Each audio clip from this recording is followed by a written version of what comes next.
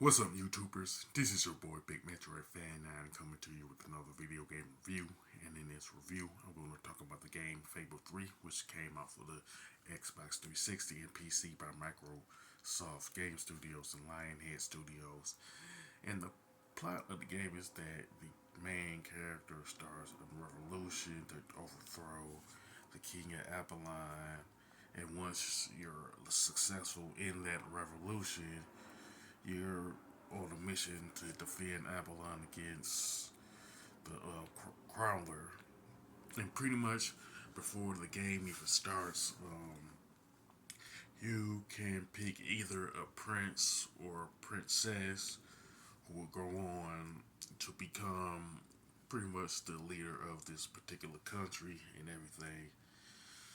And this is pretty course before the game actually begins and stuff like that. And throughout the course of the game, there will be a golden trail that you will see that will lead you to all of your objectives, regardless of what they are, from like mini games to main missions and stuff like that, and everything. And you can use magic, guns, swords, and hammer to dispatch different enemies that you will encounter throughout the course of the game, whether they be wolf packs or skeletons or infiltrating specific camps and stuff like that. You know what I'm saying? And speaking of mini games, you can play different mini games in different like times that you will visit throughout the course of the game. And as far as the weapons goes, there's like a pretty much a long list of weapons you you will get. You know what I'm saying? You pretty much purchase, whether they're rifles, pistols, hammers, or swords. Like I said, you will use against different enemies and stuff. Now, some weapons within a specific category work better than others. Like for example, there are certain pistols that work better than others. Same they with rifles, hammers, and swords. You know what I'm saying? And keep in mind which weapon works the best against certain enemies and stuff like that. You know what I'm saying? And the one thing that I did notice about Fable 3 is that even though you make different choices throughout the course of the game, there are no like real negative consequences if you make the wrong choice, and there's no good consequence if you make the right choice and everything, which was kind of like a head scratcher to me.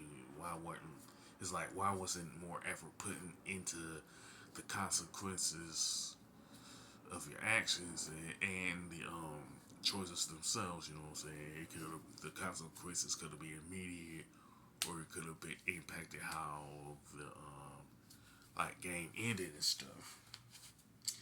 Now, pretty much the graphics and design of Fable 3 are pretty good with some nice color palettes, you know what I'm saying? And the controls and gameplay are pretty good, but there are nothing that I consider like really like mind blowing when you compare it to other like RPGs and open world or games and stuff like that. Um, Soundtrack is good, but it's like again not necessarily like mind blowing or anything like that and everything. The main gripe that I do have is the fact that there are no um, actual consequences to the choices that you make, whether they are good or bad and everything.